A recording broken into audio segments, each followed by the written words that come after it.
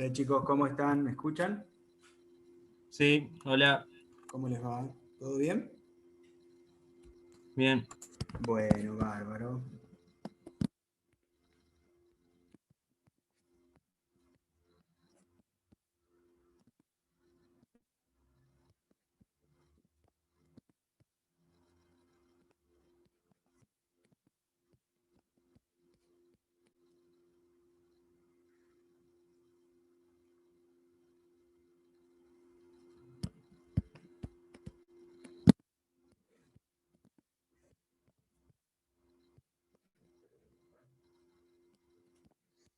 Bueno, chicos, a ver.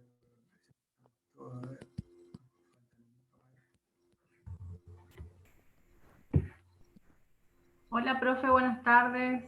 Hola, ¿cómo Quería les hacer va? una pregunta incluso Sí, antes de empezar un tema. sí. Yo estoy un poco atrasada, me quedé con una clase atrasada porque me quedé sin luz un día y bueno, ahí me atrasé todo. Quería saber si para el tratamiento del SOP ya no se usa más el citrato de clomifeno, En solo el realidad, metrotexate, no, ¿cómo el metrotexate? No. como inductor de la ovulación, estoy preguntando. Ok. Son dos cosas distintas. Es decir, uno puede utilizar, si la paciente tiene deseo de fertilidad, uno puede usar un inductor de la ovulación, y el inductor de la ovulación más comúnmente utilizado, dependiendo de un montón de factores, pero si es de primera línea, es el citrato de clomifeno, ¿sí? Es lo que generalmente utilizamos. Obviamente que en esta paciente, en las pacientes con SOP, hay que tener un cierto cuidado, ¿estamos?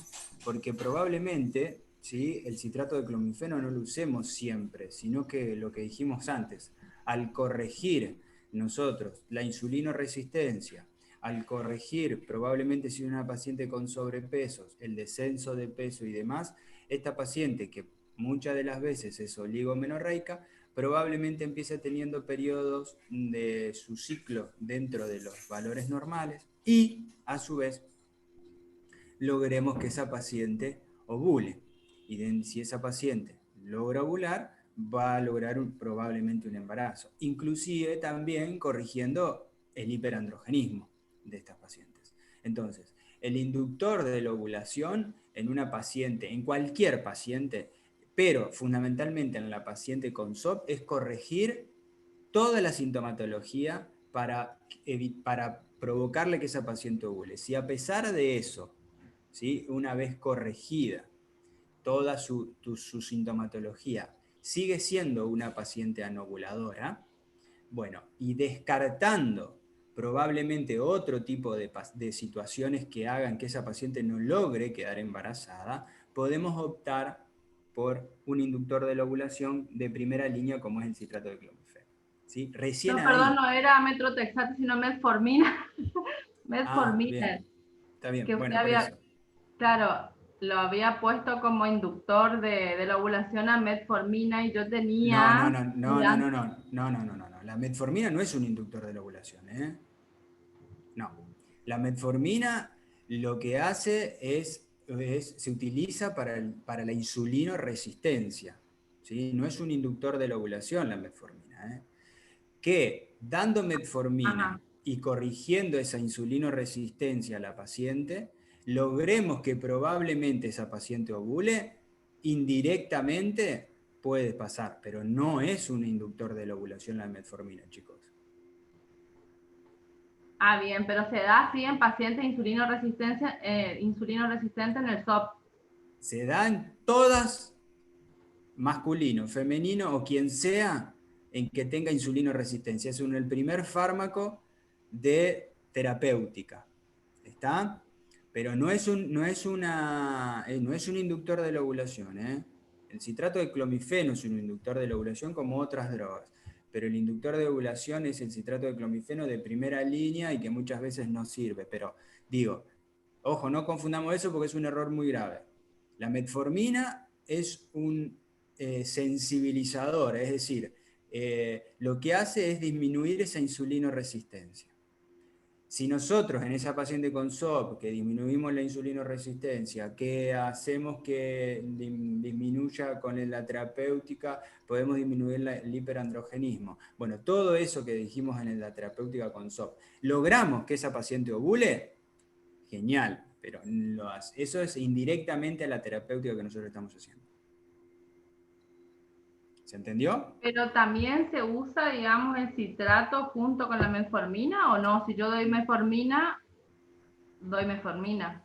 A ver, hay dos cosas distintas. Recuerden ustedes que el SOP es un conjunto es un síndrome, por lo tanto, Sí.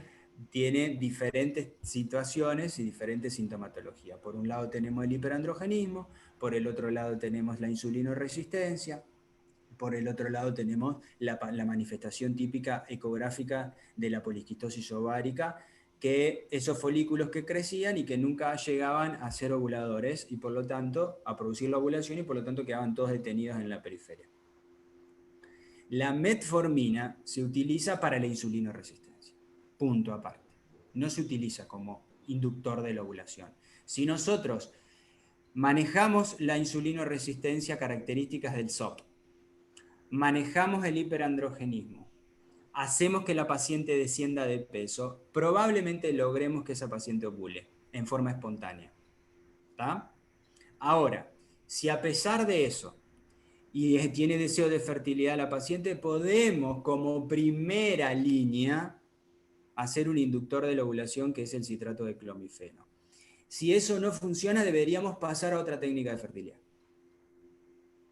Siempre y cuando estemos estudiando a la paciente y la causa de su infertilidad sea la anovulación y no sea otra causa, probablemente a lo mejor estructural, una endometriosis, algo tubárico, otra causa que se encadene la infertilidad. ¿Está claro eso? Es muy importante. Vamos a buscar la terapéutica para la signo-sintomatología específica. Indirectamente puede ser una paciente que ovule indirectamente, cuando corrijamos todo el síndrome. Si a pesar de eso no puede ovular la paciente, vamos a hacer probablemente un inductor de la ovulación con un cierto cuidado. Bien, bien, bien. Bien. Bueno, ¿alguna pregunta más, chicos? Sí, yo. El Sí. tratamiento de la recurrencia de la cándida se hacía con fluconazol 150 miligramos en 3 semanas, una vez por semana. En 3 semanas, una vez por semana, sí. Sí, puede ser, recuerden ustedes que podíamos hacerlo en única dosis, y si no, en 3 semanas de la recurrencia, una por semana. ¿Y ahí se le agrega también los óvulos o solamente? No, hacemos el tratamiento sistémico Claro. directamente. Bueno, y una duda que estuve escuchando una clase sobre infección de hepatitis B en la embarazada, que se Ajá, le daba gamma-globulina específica al recién nacido, ¿es sí. dentro de las 12 horas o dentro de las 72 horas de Lo vida? ideal es entre las 12 y las 24 horas de vida. Ah, ¿Sí? bueno, Por eso es muy importante en una paciente que nosotros tenemos el diagnóstico de virus B positiva, que la neonatóloga o el neonatólogo, el servicio de neonatología esté al tanto de que ese pacientito, si es ese recién nacido, va a recibir gamma globulina. Porque la gamma globulina no está ampliamente disponible en todos lados, ¿sí? Entonces debe ser esa paciente conocida por el servicio. listo. Gracias. Bien. Hola, yo tengo un par de dudas también. No sé si la hago ahora o después. Sí, Ah, dale. bien. ¿Viste en el screening de la mujer que hacíamos el PAP, después hacíamos la colposcopía? Era primero ácido acético y el Lugol, ¿era en conjunto o era aparte? Vamos a dos cosas. Screening es solamente Papá Nicolau, no es Ah, colposcopía. ¿Está? ajá. No se hacen la PAP y colposcopía. Generalmente se hace Papá Nicolau, dependiendo del resultado, hacemos colposcopía. ¿En búsqueda de qué? En búsqueda de algún tipo de lesión para poder biopsiarlo y saber dónde está esa lesión y poder biopsiarla y ponerle el nombre definitivo. Ahora vamos a ver algo de eso. Normalmente usamos ácido acético al 5%, nada más que eso. El Lugol lo que nos permite es visualizar directamente, ¿sí? Me va a pintar a mí lo normal y me va a dejar estructuras del nivel del cervix sin pintar, que eso sería lo anormal, y eso lo puedo ver a visión directamente. Pero no es que se usan ¿Está? juntos. Pero no se usan en Ah, conjunto. Uso uno o uso el otro. genial, yo tenía entendido que eran los dos, por eso no tenía No, la duda. claro, primero utilizo, si voy a utilizar Lugol, después de eso no puedo utilizar ácido acético porque no voy a ver nada, me va a teñir todo y me lo pinta de negro, va de marrón, o no me lo pinta. Generalmente utilizo el ácido acético, hago la colposcopía y después tomo la biopsia o no, dependiendo de lo que vea en la colposcopía. Bien. Y otra es la rotura prematura de membrana. ¿Hasta cuántas horas antes se considera prematura? ¿O hasta cuánto tiempo del parto, del trabajo de parto? A ver, ¿cómo sería? O Eso no, sea, no porque entendí. yo tenía que se consideraba rotura prematura de membrana hasta 2 horas antes de iniciar el trabajo de parto. Es decir, vos tenés que rotura prematura de membrana. La rotura prematura de membrana es cuando yo digo, la paciente tiene una rotura prematura de membrana cuando esta paciente no entró en trabajo de parto, punto. Claro. Que no está en trabajo de parto. No importa el tiempo. No importa el tiempo. Es decir, la paciente rompió hoy el trabajo, rompió la membrana y no está en esa definición de trabajo de parto con la dinámica uterina en las características que dijimos, con la dilatación y demás, y digo, bueno, ok, es una ruptura prematura de membrana porque se produce antes del comienzo del trabajo de parto. ¿Está? Así sean 5 minutos, 1 hora. Sí, a ver, en 5 minutos la paciente no va a tener Bueno, pero un decir, o sea, no es que hay un tiempo, pues yo tenía anotado 2 horas antes. No, es decir, antes del comienzo del trabajo de parto, no hay una hora preestablecida. Lo más importante de la ruptura prematura de membrana, más allá de que comience antes del trabajo de parto, es importante definir la edad gestacional de la paciente. ¿Sí? Porque recuerden ustedes el cuadro que yo les mostré, donde las conductas eran completamente diferentes si teníamos un embarazo por debajo de las 34 semanas de gestación, por encima de las 34 semanas de gestación, si era un embarazo de término, o si era un embarazo por debajo de las 28 semanas de gestación, ¿tá? Donde la conducta frente a eso iba a ser completamente diferente. Hoy vamos a tener que tener ciertas pautas. Y una última respecto de polimenorrea. Sí. ¿Viste? En el tratamiento, si la paciente quedar embarazada, Sí. se le da estimulante. ¿Qué se le da como estimulante? Que se le da, perdón que se cortó, que se le da como... Estimulante. El estimulante Sí. son el inductor de la ovulación, lo que hablábamos recién. Los inductores de la ovulación, el de primera línea, y lo que ustedes tienen que saber, porque no vamos a dar otros que son mucho más específicos, es el citrato de clomifeno. Es el de primera línea. De ahí a que la paciente responda o no, normalmente, anormalmente, bueno, no importa. Sepan que simplemente los inductores de primera línea, el tratamiento más utilizado, descartando otras situaciones que puedan ser causantes de infertilidad, ¿sí? Puede ser el citrato de clomifeno. No ninguna más. Ok, genial. ¿Alguien más? ¿Alguna pregunta más? ¿Que tengan alguna duda? Por ahí hay un montón de dudas, pero bueno, vamos tratando de evacuarlas. ¿Largamos? ¿Qué les parece? Con patología pelviana vamos a ver cervix, vamos a ver toda la patología del cuerpo del útero benigno y maligno, y vamos a ver algo de ovario. Bueno, la patología lo vamos a dividir en estos grupos que les estaba diciendo. Vamos a la patología del cervix, ¿sí? Ustedes saben, a ver quién me dice de estas fotos que ustedes ven acá, de estas dos imágenes que ustedes ven acá, que son imágenes colposcópicas, a ver qué diferencias encuentran entre una y otra.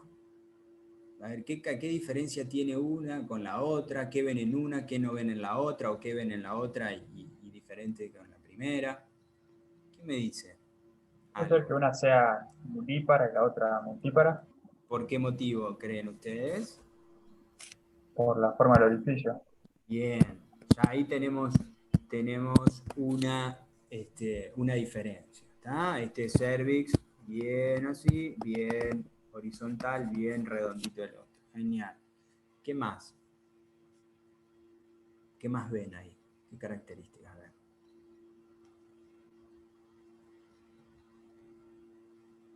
A ver, acá están escribiendo. A ver, ¿qué más escribieron? La secreción. Bien, hay alguna secreción que tiene en una y en el otro no. ¿Y qué me dicen sobre la secreción? ¿Por qué una paciente tiene esa secreción y la otra no? ¿Qué creen ustedes? ¿Qué puede ser eso? Puede ser por la edad, A ver, ¿y cómo sacamos la, las conclusiones? ¿Por qué? A ver. Es verdad lo que estás diciendo, muy bien.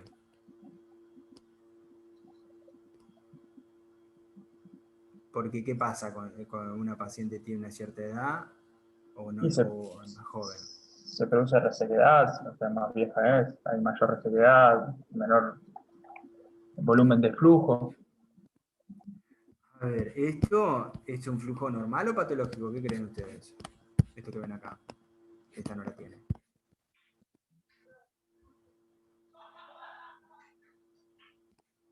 Esto es un flujo normal. Es normal, profe. Exacto, esto es un flujo normal. Probablemente, tranquilamente, este flujo sea en un periodo periovulatorio, ¿sí? Estamos probablemente en la mitad del ciclo. Entonces, esto probablemente me esté hablando de la edad de la paciente, que esto sea una paciente en edad fértil, porque si no, no tuviera esta secreción. ¿Y esto? Acá no hay nada.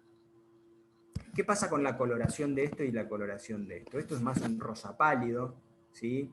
Esto es una coloración típica, ¿sí? De una paciente en edad fértil, ¿está? Entonces, tranquilamente, esto es de una paciente posmenopáusica, ¿sí? Con orificio entreabierto. Fíjense en que tiene probablemente este orificio alguna sinequia posterior.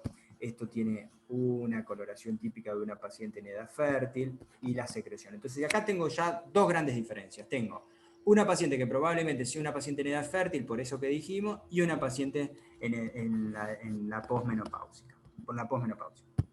Y también tenemos esto que se ve acá.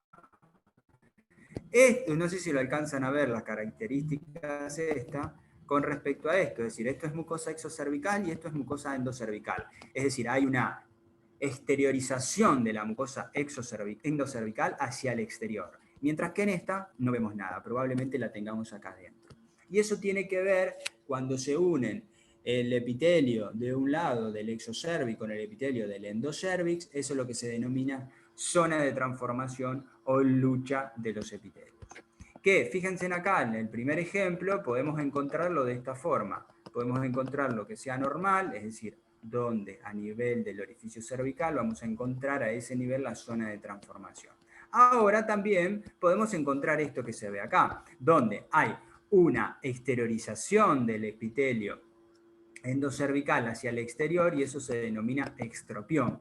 Siempre es muy importante visualizar a través de la colposcopía, si es que nosotros la vamos a hacer por algún motivo, ¿sí?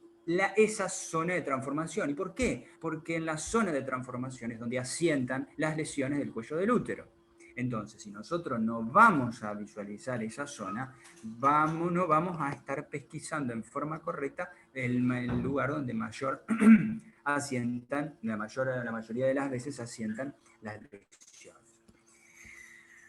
También podemos encontrar que esa zona no la podemos ver a simple vista o acá así con la colposcopía al principio y tengamos que entreabrir el orificio cervical y poder visualizar un poco más en el interior del endocervix a dónde está esa zona de transformación. Por eso puede estar acá, puede estar metida más adentro y entonces lo que planteamos es siempre buscarla. Cuando hay una exteriorización así, hay una exteriorización del epitelio endocervical, estamos más propensos a tener algún tipo de lesión o estar más expuestos a esa zona, sí. Ahora, Si no la vemos, la debemos buscar. Por eso, las zonas de transformación es muy importante tratar de visualizarla por colposcopía. ¿Para qué? Para obtener tanto la visualización de a dónde asienta y ver si en realidad no hay algún tipo de lesión a ese nivel. Y también para tener en cuenta que si nosotros vamos a hacer alguna terapéutica en esta paciente porque tiene una lesión de alto, de bajo grado, también tengamos en cuenta que tenemos que hacer el tipo de decisión que nosotros tenemos que hacer. Si es una decisión pequeña, si tenemos que ir profundizando más para poder retirar en forma correcta, ¿sí?, a dónde se encontraba esa lesión. Por eso es muy importante este tipo de visualización. Probablemente en esta paciente tengamos que meternos un poquito en el interior para poder visualizarla, ¿sí? Fíjense en la gran diferencia, acá la vemos a simple vista.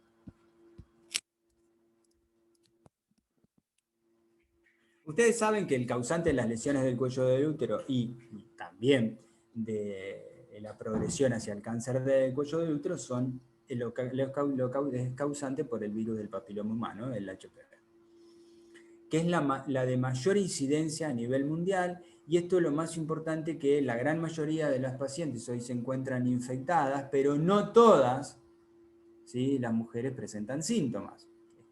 Entonces va a depender de un montón de factores o de cofactores que ahora vamos a ver para la manifestación de la sintomatología.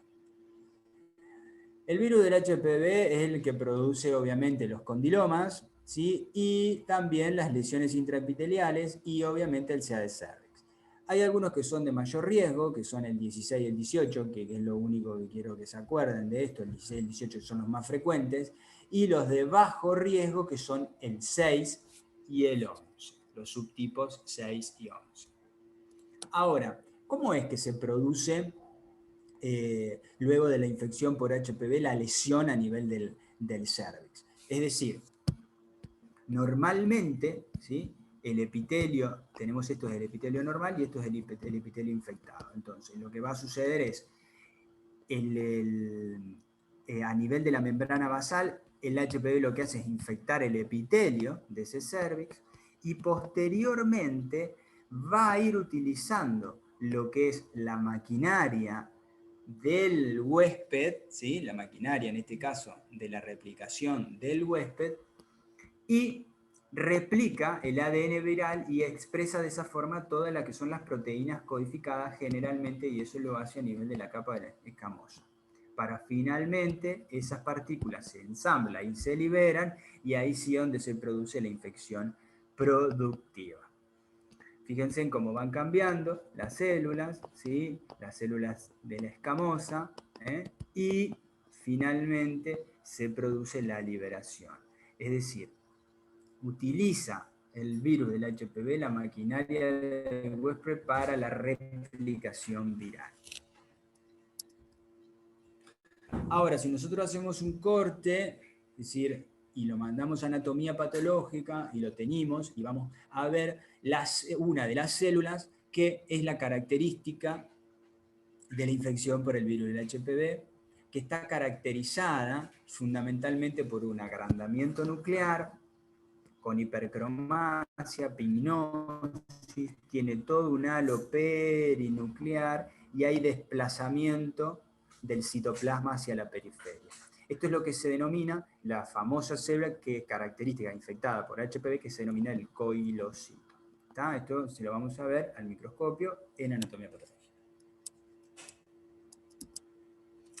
Ahora, esto es importante a tenerlo en cuenta, ¿sí? ¿Por qué? Porque la infección por el virus del HPV, como dijimos, va a infectar las células normales del epitelio cervical, utiliza toda la maquinaria, va a generar primero esa hiperplasia celular, con la pignosis nuclear, con el desplazamiento del citoplasma hacia la periferia, es decir, que da esa imagen de la célula infectada como el coilocito, y a partir de eso va a depender la evolución de la patología de algunos factores, ¿sí? Los mutágenos, el compromiso inmune de la paciente, la edad de la paciente, es decir, el efecto hormonal de la misma, algunas infecciones asociadas, por ejemplo, tenemos una paciente con HIV positiva. Bueno, eso va a depender si progresa hacia las lesiones intraepiteliales primero, lesiones intraepiteliales de bajo grado o de alto grado, y finalmente allá lejos en el SEA de cervix invasor. Pero también, así como pueden progresar cuando solamente tenemos lesiones de bajo grado, puede haber una regresión de la patología. Y esto va a depender, como dije anteriormente, del compromiso inmunitario de la paciente, de la edad de la paciente, de la situación de estrés, de un montón de otros factores que hacen que, como así pueden progresar hacia la patología maligna, pueden regresar. Obviamente, si yo tengo un SEA de cervix, chicos, si no hago terapéutica, no va a regresar. Pero sí puede suceder en las primeras lesiones, que son las lesiones de bajo grado. Volvemos a ver lo mismo y la nueva clasificación, donde, por ejemplo, acá tenemos células normales, y vamos a ir viendo cómo anatomopatológicamente vamos a ir viendo todo lo que tiene que ver con la displasia celular, donde nosotros anteriormente, hace muchos años atrás, se hablaba de displasia, muy baja displasia, de displasia moderada, de displasia severa, de carcinoma in situ y finalmente del carcinoma invasor. En la libre progresión de la patología, desde el momento de la infección viral, ¿sí? Vamos a ir y vamos a llegar primero a la microinvasión y después al carcinoma invasor. Pero histológicamente, nosotros podemos dividir histológico y citológicamente a través del Papá Nicolau y a través también de la anatomía patológica con la biopsia, podemos dividirlo en dos grandes grupos. En realidad, cuando nosotros podemos dividirlo a la patología como las lesiones intraepiteliales de bajo grado, que corresponderían al SIN1 o a la vieja clasificación de SIN1, y finalmente a las lesiones intraepiteliales de alto grado, que corresponderían tanto al SIN2 como al SIN3, es decir, a aquellos que tienen una displasia moderada severa, como también al carcinoma in situ. Hoy en día, el Papá Nicolau, cuando viene informado con las lesiones intraepiteliales de bajo grado o de alto grado, o los cambios de significado incierto. Ahí nosotros es donde vamos a hacer la colposcopía, ahí nosotros a donde vamos a visualizar si encontramos alguna lesión, vamos a biopsiar esa lesión, y esa lesión nos va a marcar qué tipo de patología tiene la paciente, es decir, si tiene una lesión de alto grado, si tiene una lesión de bajo grado o tiene otro tipo de lesión. Muy importante a tener en cuenta, y esto sí es importante a tenerlo en cuenta porque va a depender exclusivamente de lo que yo voy a hacer de ahora en adelante. Recuerden ustedes, nosotros, como dijimos hace un ratito, el screening lo hacíamos con el PAP. Entonces el PAP me puede venir con una lesión de bajo grado o una lesión de alto grado, o algún otro tipo de patología. Pero bueno, vamos a suponer que vino con una lesión de alto grado. Ok. Próximo paso a seguir es realizarle una colposcopía a esa paciente. Y supónganse que le hago una colposcopía, le pongo ácido acético al 5%, voy a visualizar alguna lesión y me va a pintar a lo mejor un epitelio aceto blanco con un mosaico grueso, esas imágenes que habíamos visto. Bueno, me pintó, voy y lo biopsio. ¿Sí? Entonces, ahí hablamos de que yo en el PAP tengo una lesión de alto grado. En la colposcopía, por lo que vi, ese puntillado grueso me habla de lesiones de alto grado. Y lo que biopsié me vino que tiene una lesión de alto grado. Entonces, ahí hablo de una correlación citológica por el PAP, colposcópica, por lo que yo estaba viendo, y anatomopatológica. ¿Sí? Porque lo que biopsié me vino igual que los otros dos. Entonces, cuando hay una correlación entre el PAP, lo que veo, y la anatomía patológica, es decir, y la biopsia, voy y hago la terapéutica. Ahora, puede ser que a lo mejor haya una disociación citológica, colposcópica e histológica. ¿Sí? Puede ser que a lo mejor el PAP me da una lesión de bajo grado, en la colposcopía veo que hay una lesión que probablemente sea de alto grado, biopsio esa lesión y la lesión me viene de alto grado. Es decir, ahí hay una disociación cito-colpo-histológica.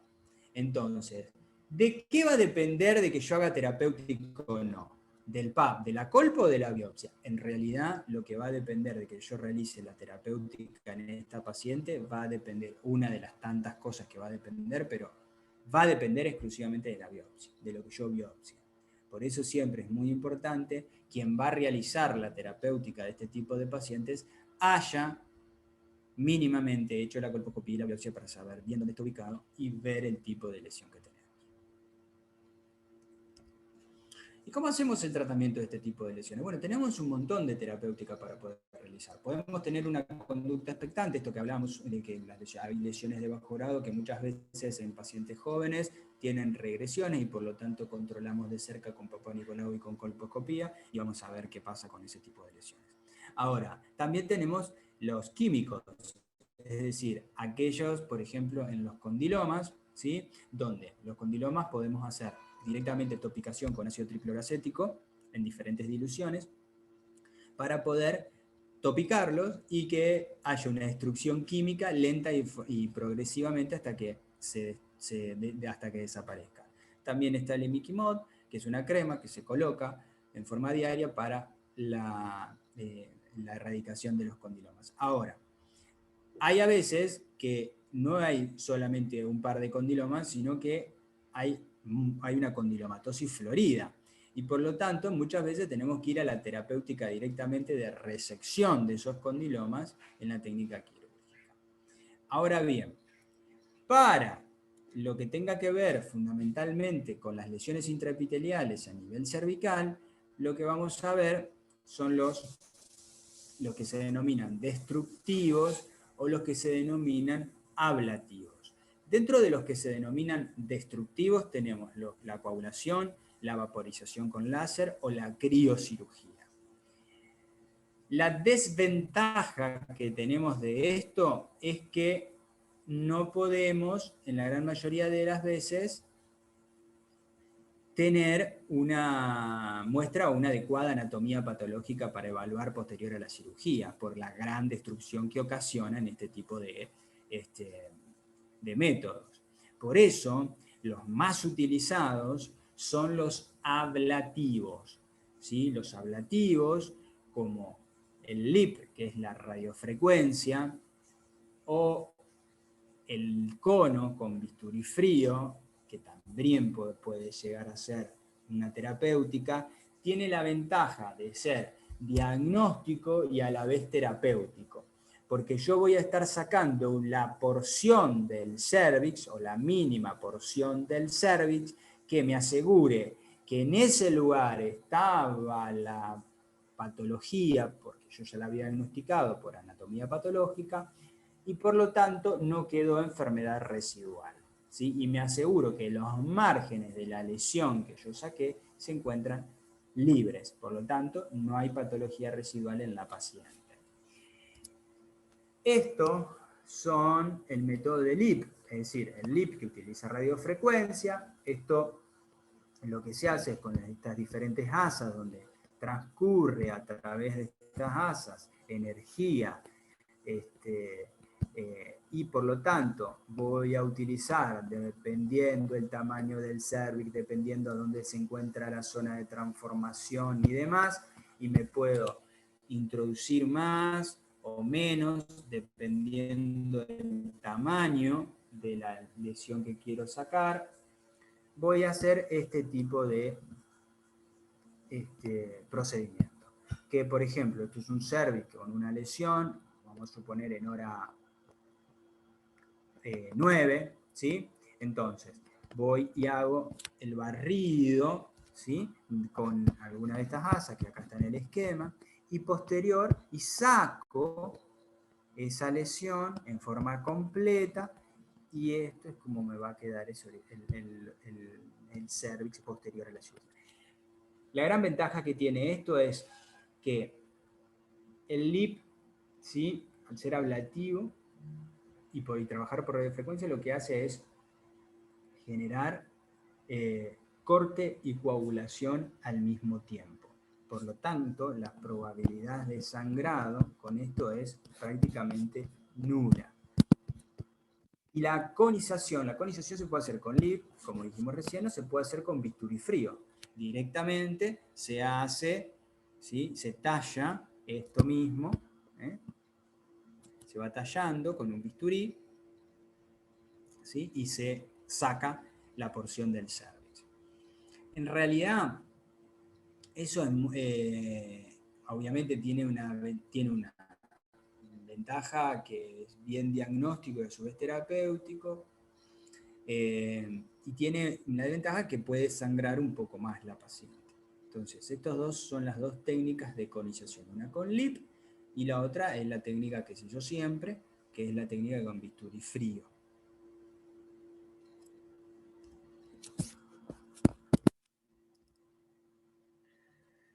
Ahora bien, perdón, antes de esto, una vez que yo envié esta porción del cervix que mandé a analizar, que se terminó la cirugía, lo mandé a anatomía patológica.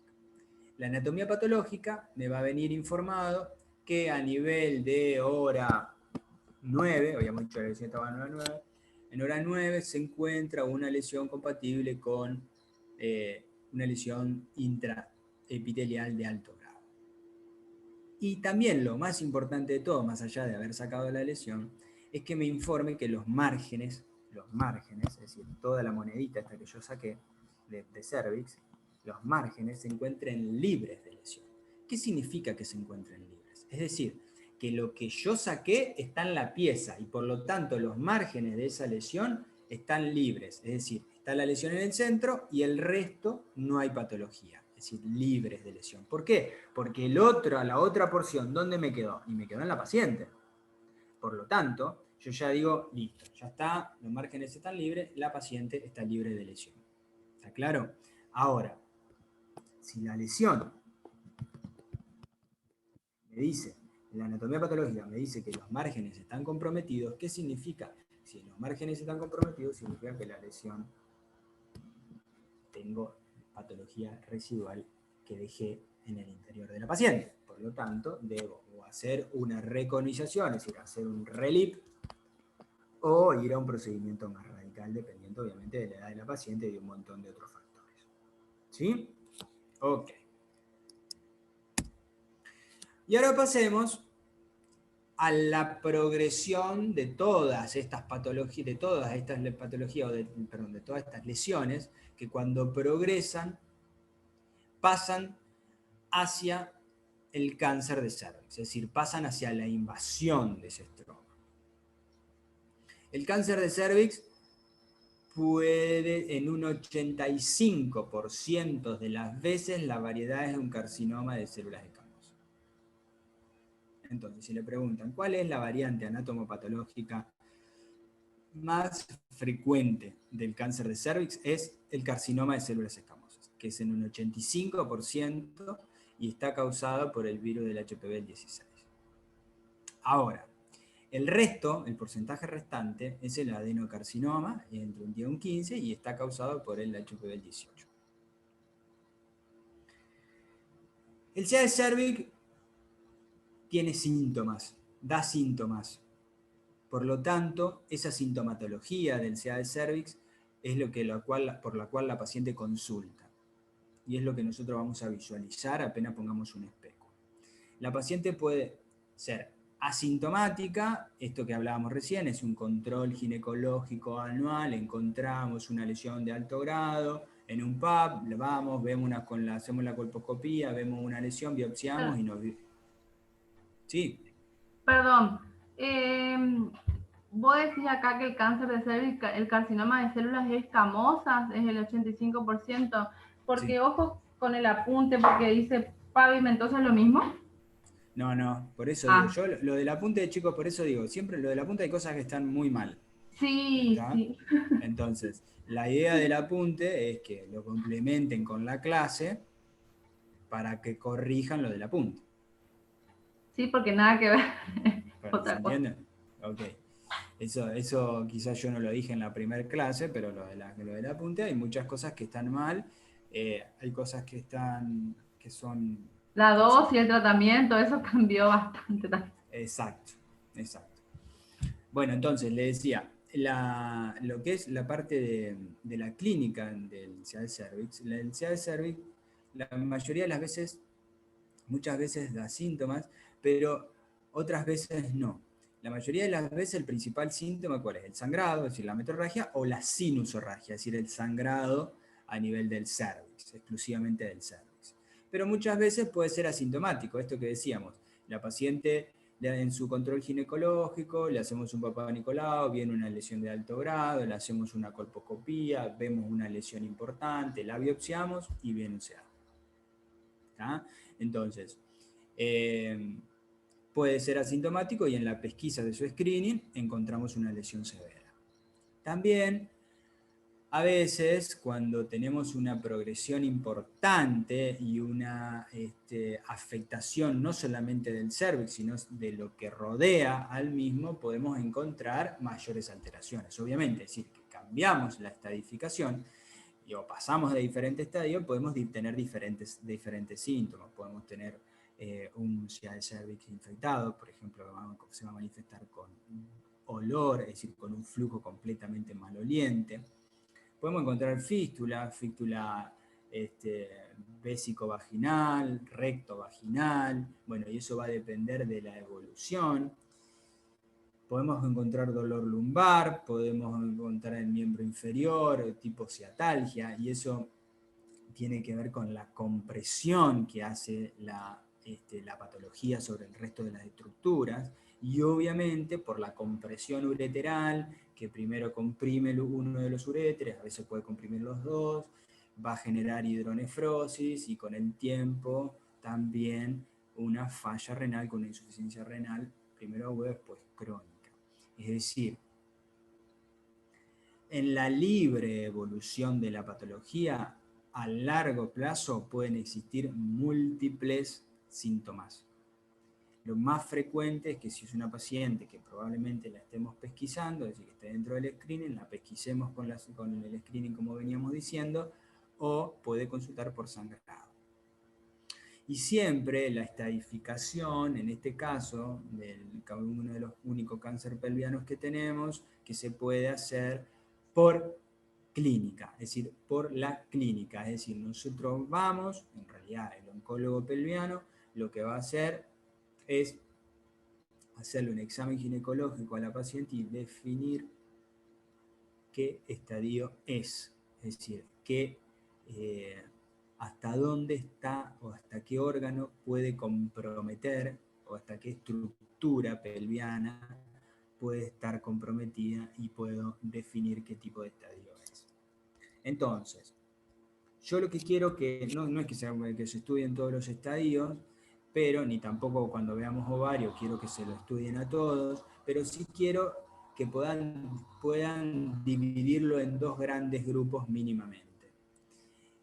Fíjense en lo que es el estadio 1 y lo que es el estadio 2. El estadio 1, el carcinoma, solamente se limita al cervix, nada más. Y tenemos el A y el B. El 1A, que solamente son cánceres preclínicos, es decir, la paciente no consultó por síntomas, sino que fueron diagnosticados por microscopía, esto que hablábamos antes, una lesión de alto grado en un PAP, hice una colposcopía, la colposcopía me vino alterada, o veo que hay un tipo de lesión, la biopsia, y ahí encontré que había un carcinoma. Entonces puede ser A1 o A2. El A1 con una invasión mínima del estroma, no más de 3 milímetros, y ya el A2 que por microscopía pueden medirse más de 3,1 milímetros a 5, bueno, eso no es importante, o invasión del vaso, no importa, pero son lesiones microscópicas. En cambio, el 1B, las lesiones macroscópicamente visibles son lo del estadio 1B, con invasión superficial, lesiones microscópicas de mayores dimensiones que las que veníamos hablando en el A. Se divide en dos grupos. Tiene una lesión clínica que no es mayor de 4 centímetros y el 1B2 ya una más de 4 centímetros. Entonces, para considerarlo, el 1 es solamente el cervix afectado, estrictamente, sea el 1A por microscopía, sin importar, bueno, la diferenciación de del tamaño, y el 1B ya son clínicas y ahí sí tengo que ver el tamaño para dividirlo en 1 o en 2. Pero el 2, lo más importante de esto es que quiero que presten atención a esto. El estadio 2, el tumor invade más allá del útero. Puede afectar la vagina, excluyendo el tercio inferior, solamente el tercio superior, o puede infiltrar los parametrios, sin llegar a las paredes pelvianas. Por lo tanto, lo voy a dividir en dos grupos, el 2A y el 2B. El 2A solamente compromete los 2/3 proximales de la vagina y no afectan los parametrios. En cambio, el 2B hay afectación de la pared lateral, de los parametrios sin afectación de la pared lateral. Es decir, hay afectación parametrial. Y no importa si está o no está la vagina comprometida en su tercio superior. ¿Por qué hice una línea ahí en rojo para poder dividir esos dos grandes grupos? Porque hasta el estadio 2A, es decir, donde hay compromiso de los 2/3 proximales de la vagina, pero no hay afectación parametrial, es decir, sin afectación parametrial, el estadio es, y la terapéutica es quirúrgica. Cuando yo tengo afectación parametrial, la terapéutica deja de ser quirúrgica y va a ser quimio y radioterapia. O en este caso, quimio y braquiterapia. Entonces, fíjense en lo importante que es ver si hay o no hay afectación parametrial. Entonces, el estadio 1, el A1, el A2, el B, el 1B, 1 o 2, e inclusive el 2A, hasta el 2A, tienen tratamiento quirúrgico. A partir del 2B y de ahí para adelante, tienen solamente tratamiento quimio y radioterapia. ¿Y qué tipo de tratamiento hacemos? Bueno, cuando estamos en los estadios tempranos, esto que hablábamos antes, que es un estadio 1A, bueno, vamos a hacer con una histerectomía abdominal, ¿sí? Si la paciente tiene paridad cumplida y demás, si en el estadio 1A, directamente hacemos una histerectomía completa y se terminó la historia. Y eso sería el tratamiento definitivo de la paciente. Si es un estadio con... o podemos hacer un cono frío con márgenes libres de lesión. Ahora, si es un estadio un poquito más avanzado, que puede ser un estadio 1B1 o un 2A ya, a partir de ahí, vamos a ir al tratamiento quirúrgico típico del cáncer de cervix, que es histerectomía radical, vamos a sacar el útero, vamos a sacar un manguito vaginal, es decir, vamos a hacer un ápex vaginal, vamos a hacer los parametrios, es decir, vamos a sacar los parametrios, y también vamos a ir en búsqueda de los ganglios linfáticos, es decir, vamos a ir a hacer una linfadenectomía pelviana y paraórtica. A partir del estadio 2B, incluido el mismo, vamos a hacer lo que decíamos antes. Hasta el 3B podemos hacer quimio y radioterapia. Y a partir del estadio 5, donde hay compromiso a distancia, vamos a hacer solamente quimioterapia. Entonces, ¿cuál es el tratamiento del cáncer de cervix quirúrgico? Es la anexo-histerectomía radical, útero, ápex, anexos, parametrios y linfadenectomía pelviana y paraórtica. solamente podemos hacer tratamiento conservador, es decir, sacar solamente el cervix en los estadios tempranos, el 1A, o si ya tiene la paridad cumplida la paciente, con una histerectomía simple podemos también realizarlo, pero solamente en estadios tempranos, estadio 1A. Fíjense ahí abajo, el cuadrito ese, cómo es el índice de supervivencia general en una paciente en los diferentes estadios. Cómo cambia rotundamente cuando yo tengo un estadio 2B y lo paso. Estadio 2B, ya cuando tengo un 3A, paso prácticamente a la mitad. Esto a 5 años. Es decir, que yo a 5 años, la mitad de las pacientes van a sobrevivir y la otra mitad se van a morir. Mientras que cuando yo tengo unos estadios tempranos, el porcentaje de sobrevida a 5 años es muy alto. Entonces, fíjense en qué importancia tiene el diagnóstico temprano, preciso, y la terapéutica temprana y precisa para la supervivencia a largo plazo. ¿Bien?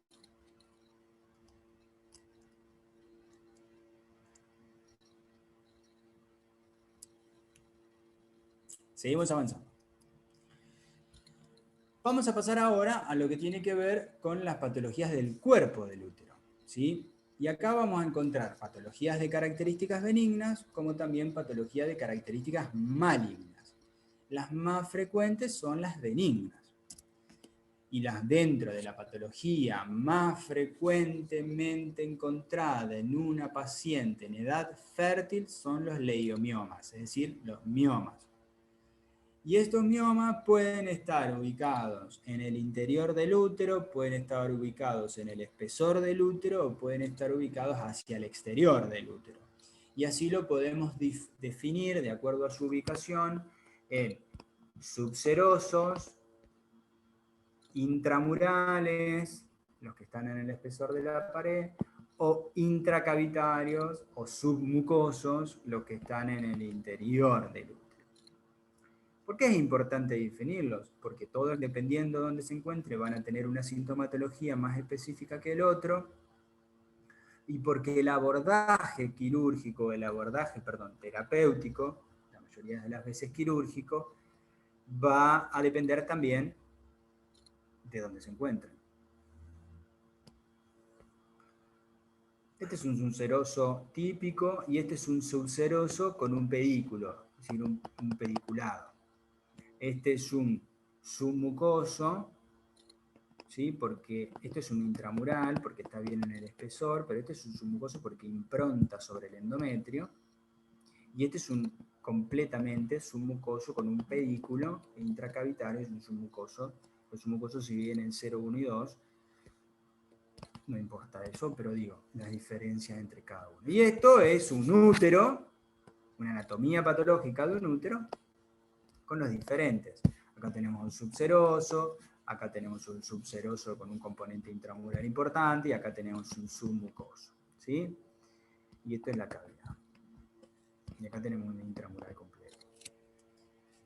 Entonces, si nosotros vemos a través de la ecografía cómo hacemos el diagnóstico de los miomas, podemos encontrar esto, es decir, vemos un mioma muy importante con el resto del útero y depende exclusivamente de la edad de la paciente fundamentalmente, y más que de la edad también, fundamentalmente de si tiene o no tiene la paridad cumplida, el tipo de abordaje de este tipo de patologías. ¿Por qué? Porque si nosotros tenemos un mioma con estas características, un mioma único, con un cierto grado de tamaño y demás, y la paciente no tiene hijos, nosotros vamos a tratar de hacer un tratamiento conservador. Es decir, ¿qué es lo que vamos a conservar? Vamos a conservar el útero. Vamos a tratar de sacar solamente el mioma, es decir, vamos a tratar de hacer una miomectomía. ¿Por qué? Porque esa paciente no tiene hijos. Ahora, si una paciente que tiene una paridad cumplida, probablemente, y tenemos el diagnóstico, tenemos la certeza de que eso es un mioma, probablemente tengamos que hacer una histerectomía, sacar el órgano en forma completa. La miomectomía se puede hacer de dos formas, como la que ustedes están viendo en la imagen ahí. Es una miomectomía a cielo abierto, es decir, una miomectomía laparotómica. ¿Sí? Se abre el útero, se saca el mioma completo y después se vuelve a cerrar ese útero. O también se puede hacer una miomectomía laparoscópica, ¿sí? Donde la recuperación de la paciente es mucho más rápida. Entonces, ¿cuál es el principal síntoma que dan los miomas?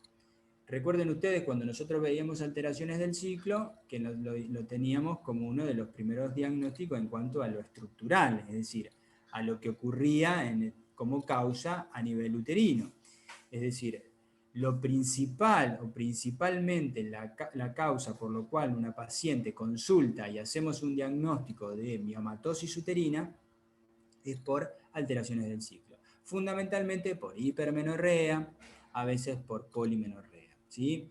Por lo que se denomina sangrado uterino anormal. Es decir, la paciente consulta, le hacemos un examen ginecológico, generalmente en el examen ginecológico encontramos un útero aumentado de tamaño, si es que tiene un mioma de ciertas características, demasiado grande. Le vamos a pedir una ecografía y en la ecografía vamos a visualizar esa imagen, como están viendo ahí, característica del mioma. El ecografista nos va a informar qué tipo de mioma es, dónde se puede llegar a encontrar, cuánto mide, bueno, y poder definir la conducta a seguir.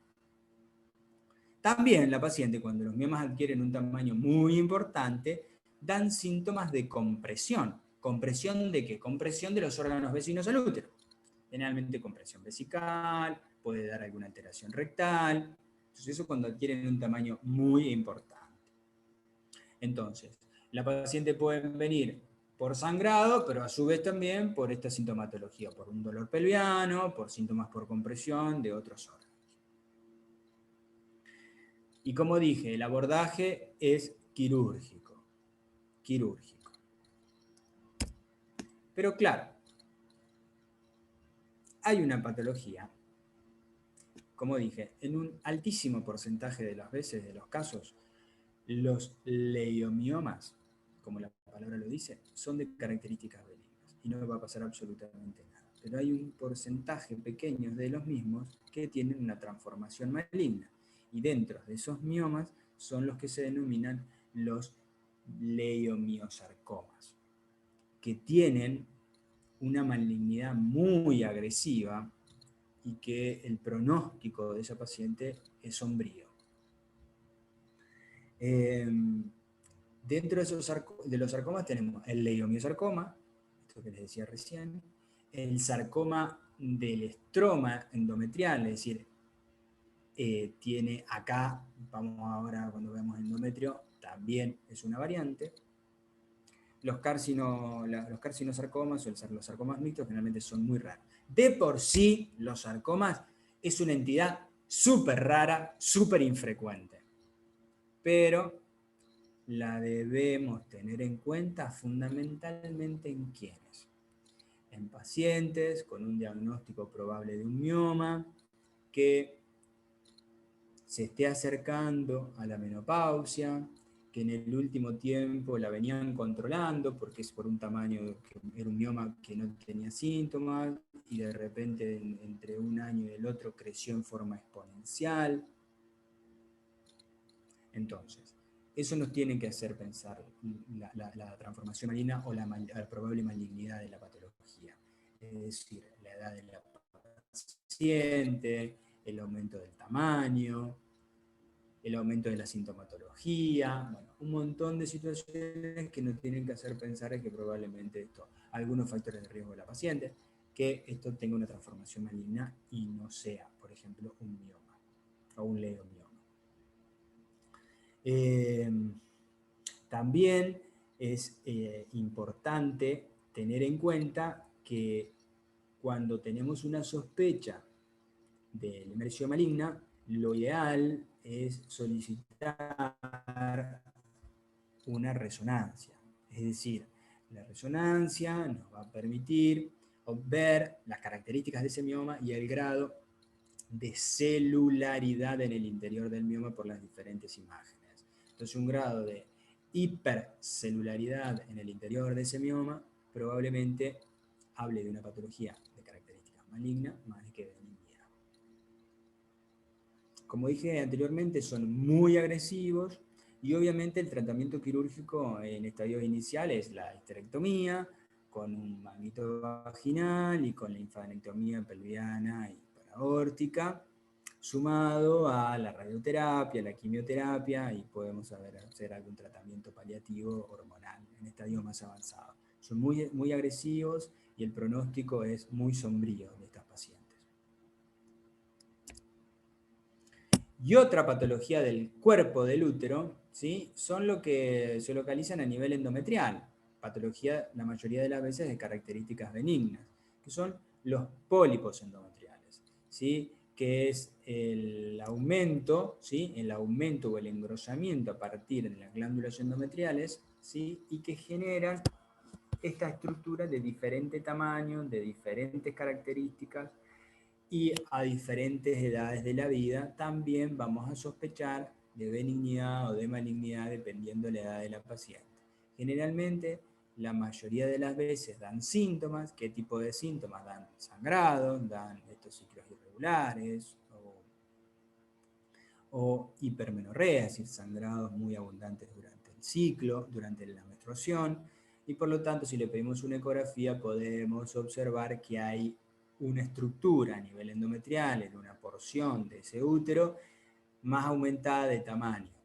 Y ese más aumentado de tamaño, generalmente, si es un pólipo, generalmente está vascularizado a nivel central por un único vaso nutricio, generalmente que se encuentra en la base y nutre al resto del pólipo. A diferencia de lo que es el mioma, que el mioma, si vemos la vascularización del mioma, vamos a ver que hay una vascularización periférica y no un pedículo central como tiene el pólipo.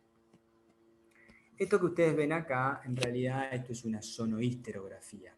Es decir, acá la paciente, que es uno de los métodos también para poder observar todo lo que ocurre en el interior de la cavidad. Recuerden ustedes que el útero es una cavidad virtual, es decir, generalmente las paredes están adosadas. Entonces, yo tengo patología en el interior del útero. Si yo le hago una ecografía, muchas veces no voy a poder visualizar bien. Ahora, si yo puedo despegar un poquito esas paredes y poder ver lo que está sucediendo en el interior, va a ser mucho más factible. Si hay algo en el interior, va a aparecer cuando despegue esas paredes. Y eso se logra a través de la sonohisterografía, que consiste en ingresar con una sondita muy chiquita a través del orificio cervical interno, del canal endocervical, perdón, introducir un poco de líquido, generalmente solución fisiológica estéril, y lo que hace es distender un poquito la cavidad. Y mientras tanto le hago una ecografía. Y en la ecografía, al separar esto que ven negro, es líquido. Entonces, al separar las paredes, puede aparecer, en este caso, un pólipo y poder diagnosticarlo un poquito mejor, que a lo mejor si no le hubiese hecho este tipo de método de imagen, no lo hubiese visto. Y obviamente que el diagnóstico de los pólipos endometriales, el diagnóstico o el gold estándar diagnóstico y terapéutico es la histeroscopía. ¿Qué es esto que ven acá abajo? En realidad la histeroscopía, esto es una imagen virtual en 3D de un simulador, pero bueno, nada, muy similar, así que esto es un resectoscopio, una imagen de un pólipo. Mientras lo estamos viendo, diagnosticamos que es un pólipo, también hacemos y lo sacamos, hacemos una polipectomía histeroscópica. Y podemos observar directamente el interior de la cavidad uterina. Ahora bien, hay circunstancias, ¿sí?, que a mí me tienen que llamar la atención. ¿Sí? Hay algunas, así como nosotros teníamos, recuerden ustedes, las lesiones intraepiteliales de bajo y de alto grado, es decir, y progresaban al carcinoma de cervix, a nivel endometrial vamos a empezar con lo que se denominan las hiperplasias de endometrio, que en realidad es una proliferación tanto de la glándula como del estroma, ¿sí?, tanto de la glándula como del estroma, y que el factor etiológico más frecuente es la estimulación estrogénica sin oposición progestacional, es decir, continuamente estimulante a ese endometrio por los estrógenos sin tener una posición de progestaje. ¿Y quiénes son este tipo de pacientes? Las pacientes anovuladoras, las pacientes PCO, las pacientes con SOP, bueno, ni hay que hablar, la paciente que tiene un tumor ovárico secretor de estrogénico, las pacientes obesas, las pacientes con terapia hormonal de reemplazo sin un progestágeno en oposición, y las pacientes con cáncer de mama que toman como terapia hormonal tamoxifeno, que es un excelente antiestrogénico para la mama, pero no es un estimulante endometrial. Entonces, ¿cómo hago el diagnóstico de la hiperplasia endometrial? En realidad, el diagnóstico es pura y exclusivamente anatomopatológico. ¿Está? Yo tengo que ir, mirar a través de la histeroscopía, que es el gol estándar, mirar dónde está la lesión, tomar una biopsia, y eso me va a decir qué tipo de hiperplasia tengo. Obviamente que puede ser un hallazgo. En el estudio le estoy haciendo una histeroscopía por un pólipo a una paciente, veo alguna imagen típica característica de hiperplasia, voy, la biopsio y me da una hiperplasia, es decir, es un hallazgo. Ahora, también la puedo sospechar por la clínica, ¿sí? Donde la paciente puede venir por sangrados, por metrorragia. ¿Está? Y si encima de esta paciente la tengo en el paciente que son algunas de las características estas que dijimos, tengo una sospecha mayor. ¿Cómo se ve un endometrio hiperplásico? Por ecografía y por histeroscopía. Es decir, si ustedes ven acá, esto es el útero, un corte sagital, de una ecografía transvaginal, y acá ven un endometrio completamente engrosado, aumentado de tamaño, y en el interior vemos alguna imagen líquida, con áreas líquidas en el interior. Es decir, esta imagen es la misma que esta, ¿está? Un endometrio completamente hiperplásico, esto es el útero, y esto que está acá es el endometrio con esas áreas líquidas. Eso es una imagen típica de un endometrio hiperplásico. Y si a esa misma paciente vamos y le hacemos una histeroscopía, vamos a encontrar probablemente esto. Es decir, esto que ven acá es el fondo del útero y todo un endometrio completamente hiperplásico, donde vamos a sacar una biopsia y vamos a ver qué hiperplasia tiene esa paciente. Esto sería un útero en una paciente, una cavidad endometrial en una paciente posmenopáusica, por ejemplo, porque es un endometrio completamente atrófico. Pero fíjense en la diferencia que hay entre uno y el otro. Ya la podemos dividir en dos grandes grupos, que son las hiperplasias complejas, las hiperplasias simples, que son del 1 al 3%, las hiperplasias complejas entre un 3 y un 4%, y se pueden dividir en hiperplasias simples o en hiperplasias simples o complejas, pero se pueden dividir cuando tienen atipía celular. Las hiperplasias atípicas generalmente son simples en un 8% y pueden ser complejas en un 29%. Acá lo más importante es descartar la atipía celular cuando hablo de hiperplasia. Si es una hiperplasia simple o una hiperplasia compleja, atípica o típica. ¿Cómo la estudiamos? Es decir, ¿qué hacemos en esta paciente que nosotros sospechamos que probablemente tenga hiperplasia? Bueno, lo primero que tenemos que hacer, obviamente, es un examen ginecológico, recabar todos los datos de la paciente, fundamentalmente también los factores de riesgo que dijimos que pueden ser más propensos en este tipo de pacientes. Y le vamos a pedir una ecografía y vamos a ver esas imágenes a ver si están. Pero obviamente que el gol estándar diagnóstico es el método histeroscópico. La histeroscopía vamos a observar, mirar, vamos a buscar a dónde está la lesión, porque puede ser que sea todo un endometrio de características hiperplásicas, como también solamente tengamos una hiperplasia que se denomina hiperplasia focal. Esa hiperplasia focal solamente la podemos diagnosticar y biopsiar con la histeroscopía, nada más que con Y otra de las cosas que, si no tenemos un histeroscopio, obviamente lo que vamos a hacer es una biopsia endometrial con Novak o un legrado fraccionado. En realidad, esto es a ciegas, y por lo tanto, al hacerlo a ciegas, no vamos a poder visualizar bien lo que ocurre en el interior del útero. A veces esa biopsia nos viene que es negativa y que tengo un endometrio normal, y resulta ser que no pude llegar a biopsiar en el lugar donde se encontraba la hiperplasia. Entonces, al hacerlo a ciegas, tengo falsos negativos importantes. Bueno, ¿cómo lo tratamos a la hiperplasia? Bueno, la hiperplasia, si una hiperplasia simple, bueno, puedo hacer el control de los factores de riesgo, el descenso de peso, bueno, ni que hablar si está haciendo terapia hormonal, ni que hablar si está haciendo tamoxifeno, bueno, todo este tipo de situaciones, controlar los factores de riesgo y le agrego gestágenos, ¿sí? Progestágenos.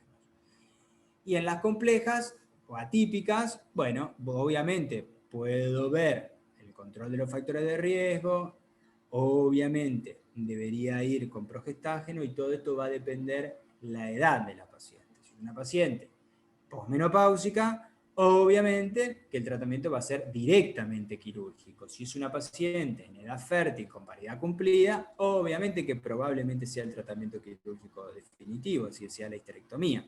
Ahora, si es una paciente en edad fértil sin paridad cumplida, bueno, plantearía controlar los factores de riesgo, hacer progestágeno, ver qué hacer, buscar fertilidad en esa paciente y después plantear un tratamiento quirúrgico o ver la evolución de la patología.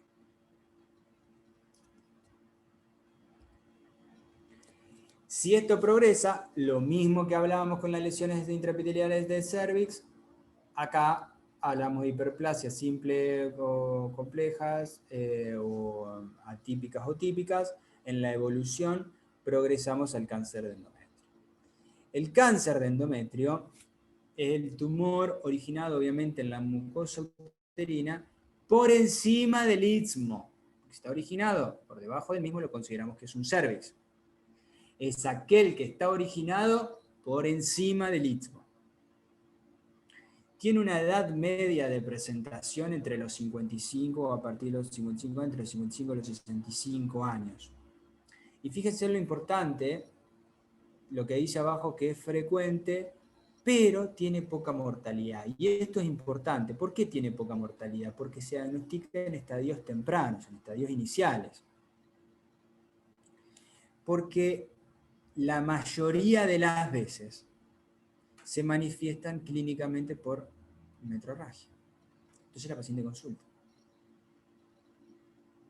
Entonces en un 90% de las veces se diagnostican tempranamente y por lo tanto se realiza la terapéutica adecuada y por lo tanto la mortalidad es baja, porque se hizo el diagnóstico en forma temprana. La causa más común, todo lo mismo que habíamos dicho anteriormente, el exceso estrogénico, que va a derivar en la hiperplasia y así a lo largo del tiempo evoluciona a la invasión.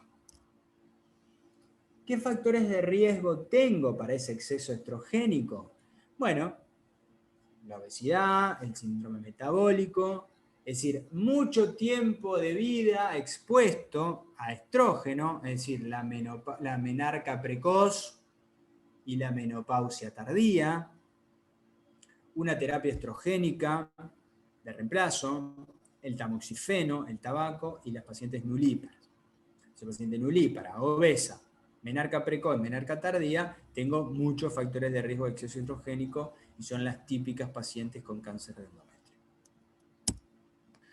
Hay una clasificación, nada, esto simplemente a modo anecdotario, nadie les va a pedir una clasificación, esto de la FIGO, de la Federación Internacional de Ginecología y Obstetricia, simplemente como es para poder evidenciarlo, es decir, el 0 que es el carcinoma in situ, y ya el 1 es aquel tumor que está limitado solamente al cuerpo uterino, es decir, A, B y C, uno invade endometrio, otro invade menos de la mitad del miometrio, y ya el C invade la mitad más de la mitad del miometrio, es decir, el grado de invasión hacia la pared, hacia alcanzando la serosa peritoneal. El 2 invade el cérvix, pero no afuera del útero, es decir, compromete las glándulas, invade el estroma, y ya el 3 hay una extensión local o regional, loco-regional. Entonces, ¿cómo sé yo hasta dónde invade ese útero, ese endometrio? Bueno, lo puedo intuir por un método de imagen, ¿sí? Lo puedo intuir como un método de imagen como es la resonancia, pero la estadificación va a ser quirúrgica, es decir, en el momento que yo decida realizar, que haga el diagnóstico y defina el tipo de cirugía a realizar, debo realizar una congelación de la pieza para definir si continúo con la cirugía realizando más cosas o simplemente con una histerectomía me alcanza y me sobra. Por eso la estadificación y la terapéutica quirúrgica van a ser en forma simultánea. Es decir, yo voy a plantear hacer una anexohisterectomía, ¿está? De entrada.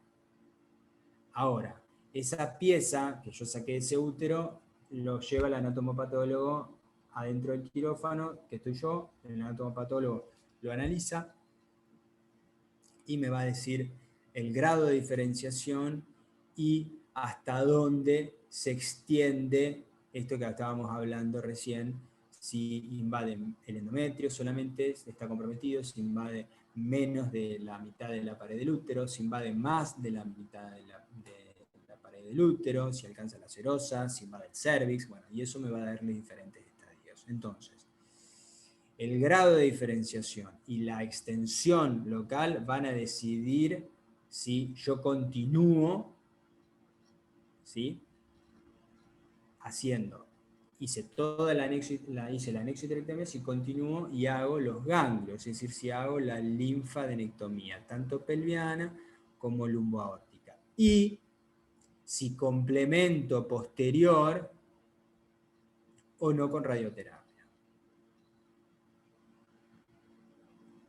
La radioterapia yo la voy a hacer en quiénes. En esa paciente que le hice la linfadenectomía y me vinieron los ganglios que fueron positivos, es decir, que hay enfermedad ya a nivel ganglionar. Entonces voy a complementar el procedimiento quirúrgico posterior de la recuperación con radioterapia. Cuando la cirugía fue insuficiente, por ejemplo, no congelé la pieza, hice la anexohisterectomía y después resulta ser que tengo más de la mitad del miometrio comprometido, alcanzando la serosa. Bueno, y esa paciente que le debería hacer los ganglios, bueno, esa paciente debe realizar radioterapia. Cuando hay un grado de diferenciación mayor o cuando tengo más de la mitad del espesor miometral comprometido, si no le realicé radioterapia.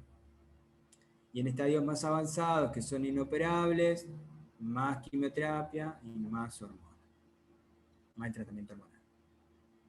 Fíjense en la sobrevida a 5 años, aproximadamente lo mismo que cervical que en el cervix. Se acuerdan que en estadio 3 es la mitad, en estadios tempranos es del 88, y ya en estadios terminales a 5 años sobreviven solamente 2 pacientes de 10. Entonces, digo,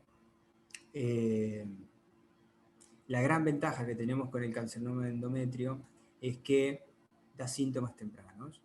Al dar síntomas, que es el principal por el cual la paciente va a consultarnos a nosotros, que es por un sangrado, por ese sangrado uterino normal, y por lo tanto vamos a hacer el diagnóstico temprano y por lo tanto probablemente tengamos estadios iniciales y por eso la mortalidad es escasa. Perdón, me quedó de anterior. Bueno, ¿alguna pregunta hasta acá? Así no, ya largamos con ovario y vemos toda la parte de patología de ovario. Ok, bueno. Vamos a ver todo lo que tenga que ver con patología de ovario. Vamos a ver lo normal, lo funcional y lo patológico. Normalmente ustedes fíjense, bueno, la trompa, acá tenemos el estroma, ¿sí? El epitelio superficial del ovario y finalmente las células germinales. Dependiendo del origen de la patología, vamos a dar, dependiendo del origen de las células, del origen tumoral, vamos a ver dónde se originan estas. Ustedes saben que el 80% de los tumores de ovario son de características benignas. Y los más frecuentes de todos son aquellos derivados del epitelio celómico, que son los cistoadenomas. Los cistoadenomas, en su variante serosa, son los más frecuentes de todos. Por lo tanto, si yo tengo un tumor, dependiendo obviamente la edad y todo, lo más frecuente es que sea un cistoadenoma seroso. También los cistoadenomas, los derivados del epitelio celómico, pueden ser mucinosos, pueden ser endometrioides, pero los serosos son los más frecuentes de todos. También tenemos aquellos derivados de las células germinales, que son los teratomas maduros, son más frecuentes en mujeres en edad fértil, ¿sí? En edades tempranas, y los derivados del estroma específico, que son los tecomas o los fibrotecomas. Y finalmente, dentro de los tumores benignos, también tenemos que decir aquellos que son funcionales y que son quizás los más frecuentes en mujeres en edad fértil. Obviamente que los tengo que tener en cuenta porque son muy frecuentes, que son los quistes foliculares, que tienen que ver con el ciclo menstrual, con el ciclo ovárico y menstrual, obviamente, de la mujer. El quiste hemorrágico, que es una de las causas de abdomen agudo quirúrgico ginecológico, y el cuerpo lúteo, ¿sí? Que también tengo que hacer una gran diferenciación con el quiste hemorrágico, aunque tienen características completamente diferentes uno y otro.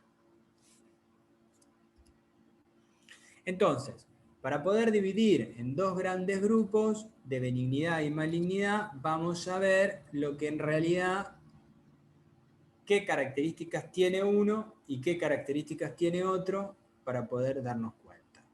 Es decir, como dije, el 80% son de características benignas. Hay un 20% restante, obviamente, que son de características malignas.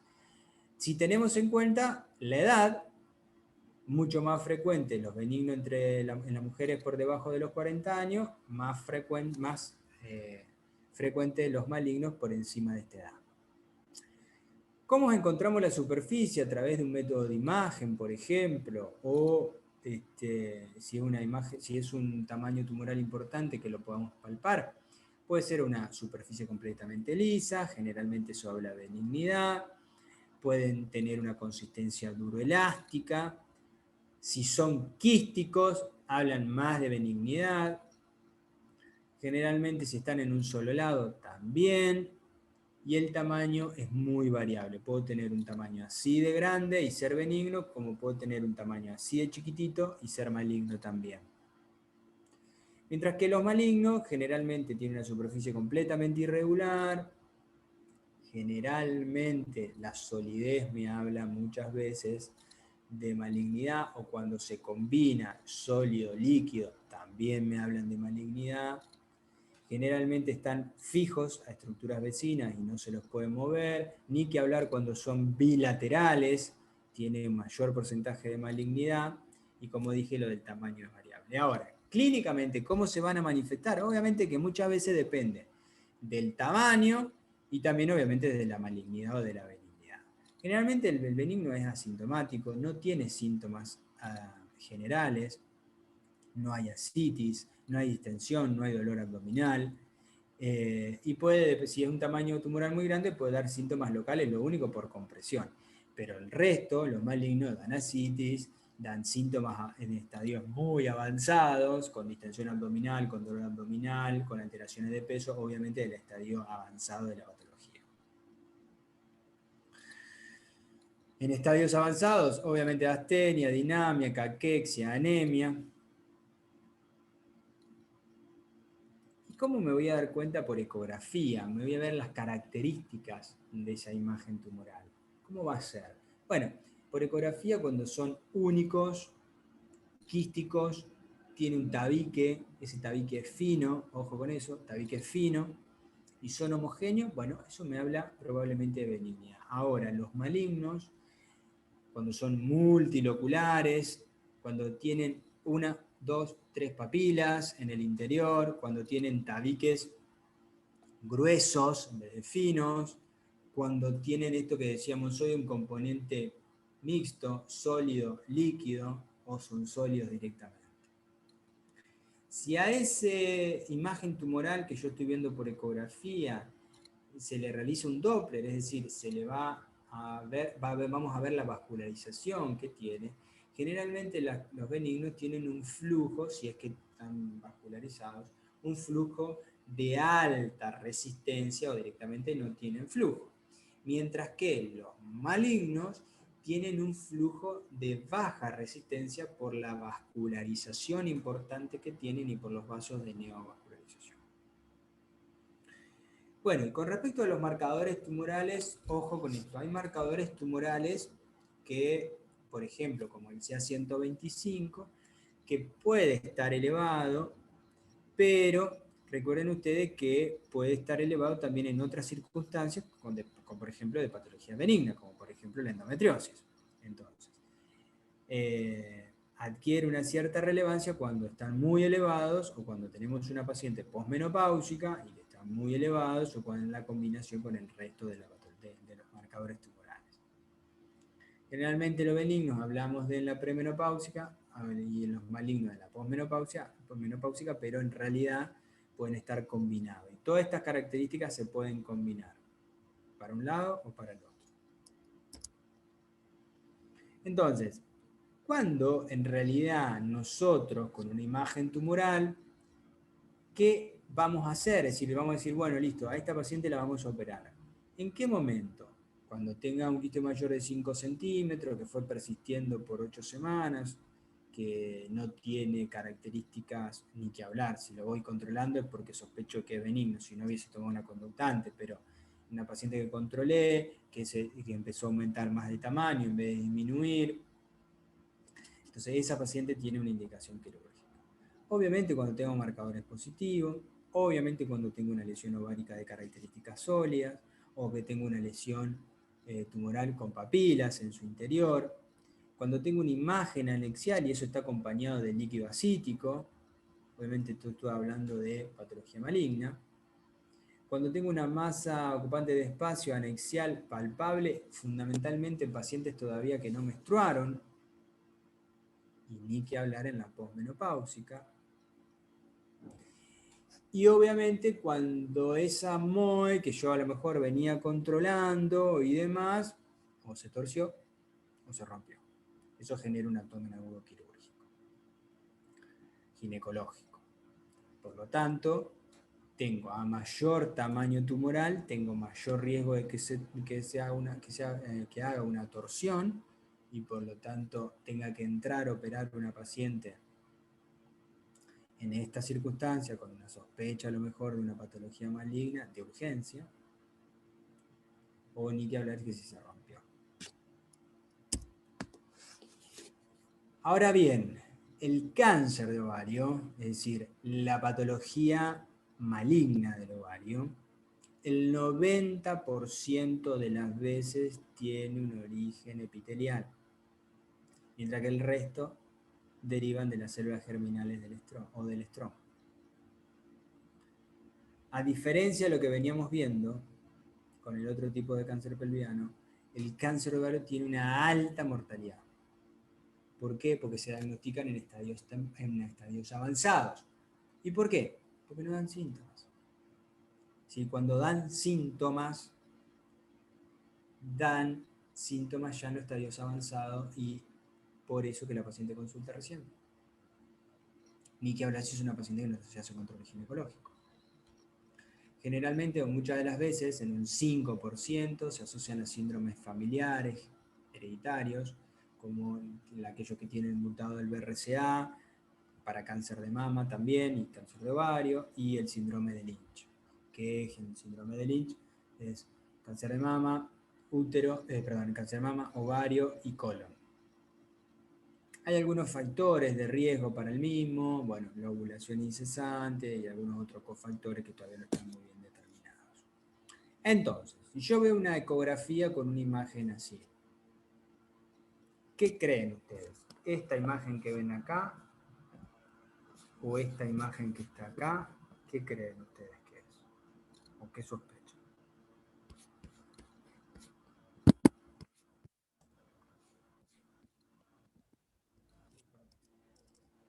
¿Son carcinomas por ser hipocogénicos, puede ser? A ver, yo te diría que esto puede ser líquido, y que puede ser líquido, nada más que líquido. Esto y esto también. Esto que está acá, yo veo que tiene una pared un poquito delgada. Acá pareciera que tiene un poquito más de algo ahí como otro contenido, pero esto tiene un contenido líquido. ¿Y este? ¿Son tabiques eso que señalaste recién que tiene? Exacto, esto que tienen acá no sabemos si son dos, acá puede ser uno y acá puede ser el otro. Este tiene un contenido más sólido o con un contenido de un líquido más heterogéneo, pareciera ser un componente más sólido, y este tiene líquido. O puede ser uno solo, ¿sí? Con un componente mixto, es decir, líquido y sólido, con un tabique en el medio. ¿Se entiende? Y acá tenemos otro tabique más. Y acá hay otro tabique más. Entonces, recuerden que los tabiques gruesos, recuerden que el componente en sólido mixto, me hablan de qué? De probablemente malignidad. En cambio, el único, el que tiene líquido solo, unilocular, y que el componente líquido, quístico, bueno, puede tener, no tiene papila, no tiene un tabique, no tiene nada raro, pero hay que prestarle atención. Y esto me habla más de benignidad. Este, obviamente, que me habla más de malignidad. Y obviamente que los marcadores tumorales que generalmente solicito en el caso de sospecha de malignidad, sea 125, la HCG, es decir, la gonadotrofina coriónica humana, porque hay tumores productores de la misma, la alfa-fetoproteína, la LDH, la lactato deshidrogenasa, el CA199 y el carcino antígeno embrionario.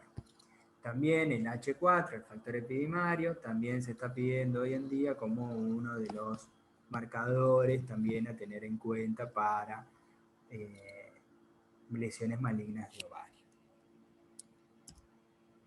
Ahora, ¿cuáles son los tipos histológicos? Así como dijimos anteriormente, cuáles eran los más frecuentes y cuáles no. Los tipos histológicos más frecuentes dijimos que eran en un 90% los epiteliales. Bueno, de esos 90% que son los epiteliales, los cistoadenocarcinoma son los más frecuentes. ¿Y cuáles? Dentro de los cistoadenocarcinomas son los más frecuentes, los serosos, el 40%. Los mucinosos también tenemos, los endometroides le siguen en frecuencia a los serosos dentro de los cistoadenocarcinomas, y los de células claras también en orden de frecuencia. Después tenemos los del estroma, claro, al ser estromales son productores hormonales. Entonces tenemos los de las células de la granulosa que van a producir. Producen hormonas y por lo tanto me producen una pseudopubertad precoz, o una hiperplasia endometrial, o metrorragia. Y cuando esos tumores son del estroma, es decir, van a producir hormona, por lo tanto van a dar síntomas específicos y la paciente consulta tempranamente. O los de las células los tumores de Sertoli-Leydig, de células de Sertoli-Leydig, me van a producir, obviamente, virilización por producción hormonal. Y finalmente, lo de las células de las germinales. Lo de las células germinales, generalmente son mujeres jóvenes, son menos del 5% de todos los tumores de ovario, pero como dijimos antes, tenemos marcadores un poquito más específicos para las mismas, que es el HCG, el alfa-feto, la LDH, y el más frecuente de los tumores de las células germinales es el disgerminoma, que es el más frecuente de todo y tiene una gran ventaja que es muy radiosensible, si responde muy bien a las radioterapias. Después tenemos los más raros, que son el carcinoma embrionario, que tienen componente con germinal, da pseudopubertad precoz o alteraciones del ciclo también, el coriocarcinoma, que tiene gran malignidad, y los teratomas.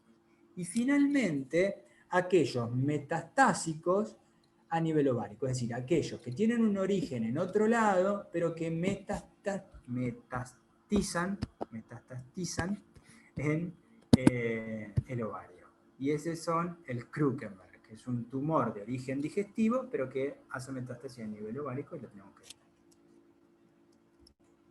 Entonces, tampoco quiero que se aprendan esto de estadificación, pero sí de tener en cuenta un par de cosas. El estadio 1 solamente se limita al ovario. El estadio 2 compromete a uno o a los dos ovarios, pero tiene extensión al resto de la pelvis. Y ya el estadio 3 tiene implantes peritoneales por fuera de la pelvis. Entonces, el estadio 1, que solamente comprometía al ovario, el 1A se limita a un ovario, tiene cápsula intacta, no tiene tumor en la superficie y tiene citología negativa en el lavado peritoneal, no hay ascitis. El 1B, el tumor se limita a los dos ovarios, tiene cápsula intacta, sin tumor en la superficie y con citología negativa de los lavados peritoneales sin ascitis. Y el C es cuando el tumor se limita a los dos al uno o a los dos ovarios, pero la cápsula se rompió o tiene tumor en la superficie y tiene citología positiva allá. Entonces, ¿por qué quiero que vean esta diferencia en sí? ¿Hay tumor en la superficie? Si la cápsula está intacta o no, si tengo un tumor o no tumor en la superficie, si está en un ovario o en los dos. Bueno, porque depende de eso si hago un tratamiento conservador o un tratamiento completamente radical. Porque el tratamiento conservador va a estar solamente indicado en el estadio 1A. ¿Qué sería el tratamiento conservador? En una paciente con una paridad no cumplida o en una paciente que no tiene hijos. Es decir, vamos a hacer una anexectomía, es decir, vamos a sacar la trompa y el ovario de ese lado del diagnóstico, solamente si es un estadio 1A. Eso va a ser cuando está comprometido solamente el tumor se encuentra en uno de los ovarios, tiene la cápsula intacta, no hay tumor en la superficie externa del ovario y la citología es negativa en el lavado peritoneal, si no hay células esparcidas en el resto de la pelvis. Ahora, cuando en el resto de los estadios, voy a tener que hacer lo que se denomina una citoreducción completa.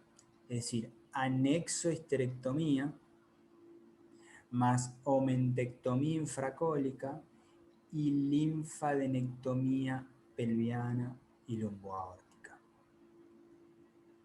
En el resto de los estadios voy a hacer eso. Y le voy a agregar, obviamente, quimioterapia en todos, menos en el estadio 1A, que era el que hacía tratamiento conservador, y también en el 1B, con una diferencia, es decir, en el que están en los dos ovarios, pero que tienen un grado de diferenciación bajito.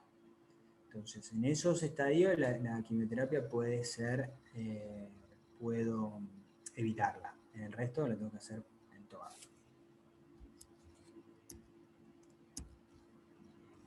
¿Preguntas, chicos?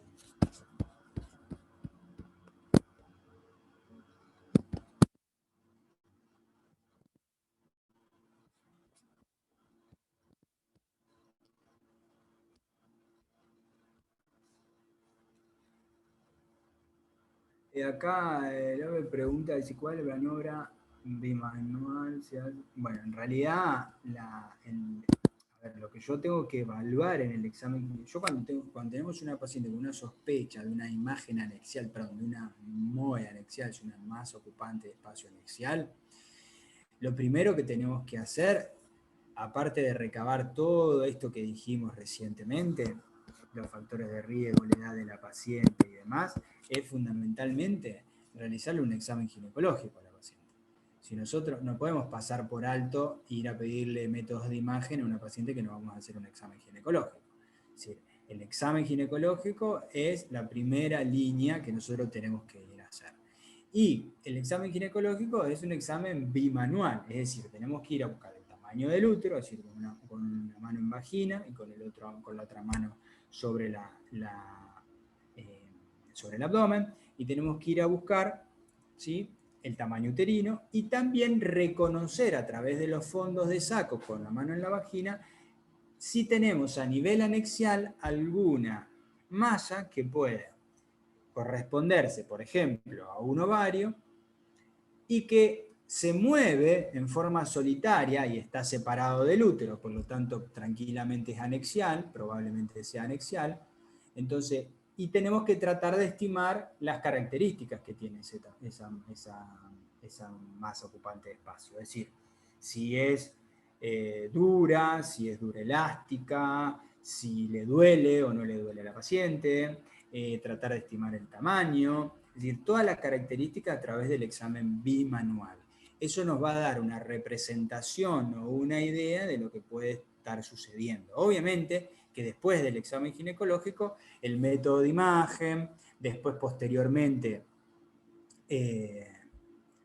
y pedirle obviamente una ecografía, pedirle una resonancia a la paciente para observar bien las características de esa imagen anexial y también solicitarle los marcadores tumorales. Es decir, si tenemos una sospecha de malignidad, los marcadores tumorales probablemente se puedan elevar. Todo va a depender, ¿sí?, de esa correcta identificación de los factores de riesgo que empecé haciendo en la primera consulta de la paciente y con todo lo que voy a ir haciendo a posterior.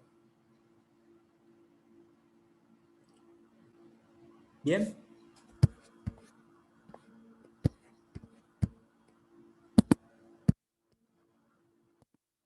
Bien, ¿alguna pregunta más sobre esto? Si no, seguimos un poquito más.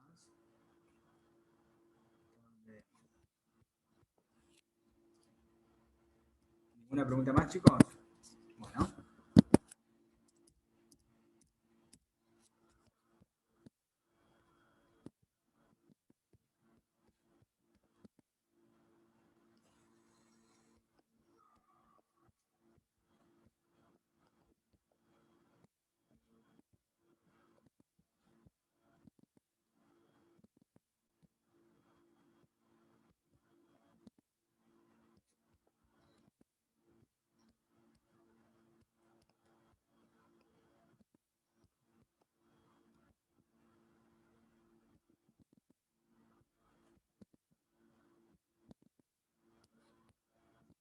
Bueno, vamos a empezar con algunos temas de patología mamaria, si les parece.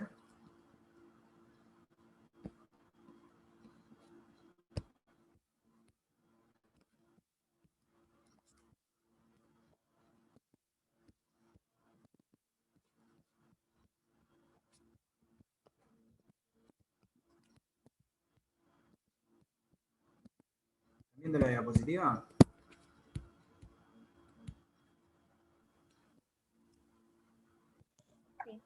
Sí. Sí.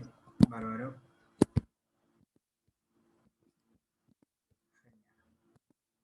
Bueno, entonces, vamos a empezar a hablar algo de patología mamaria, así después, mañana en la próxima clase, terminamos de ver esto y, bueno, vemos hasta dónde llegamos.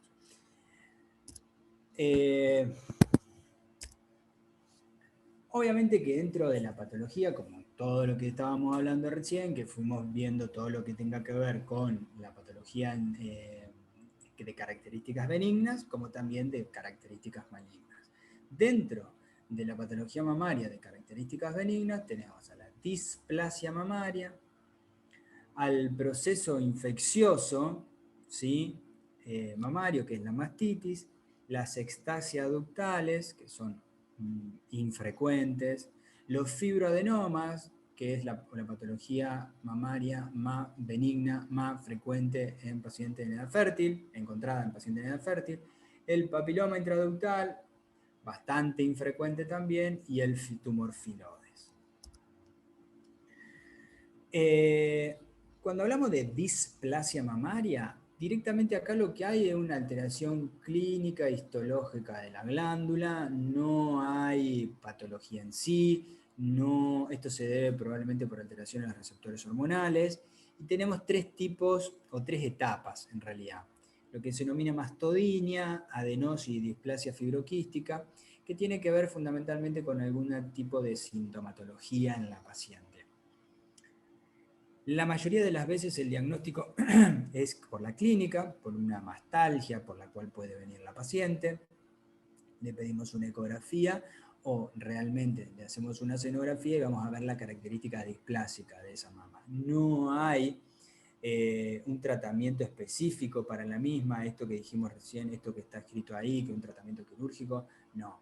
Generalmente con analgésicos, con vitamina A, con vitamina E o con algún progestágeno, muchas veces este tipo de sintomatología cede. No hay que hacer un tratamiento quirúrgico. Muchas veces, por alguna situación particular, estamos punzando una mama por alguna característica, o por un nódulo o por algo, y en ese diagnóstico también encontramos una característica displásica. Pero en realidad no es de un tratamiento definitivo, como un tratamiento quirúrgico o algo que haya que hacer algo para la terapéutica definitiva.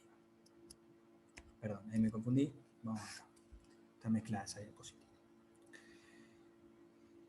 El proceso infeccioso de la mama, que es decir, la mastitis, es un proceso inflamatorio de origen infeccioso y que cursa con dolor, con la triada característica inflamatoria, con dolor, rubor y aumento de la temperatura, y se puede acompañar, obviamente, con sintomatología sistémica, es decir, con síndrome febril y con malestar general.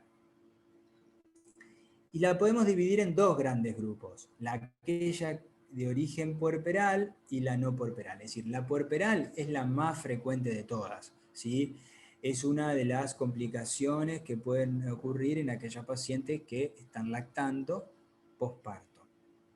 Generalmente se producen en las primeras 12 semanas del puerperio y se dan por estafilococos o por estreptococos.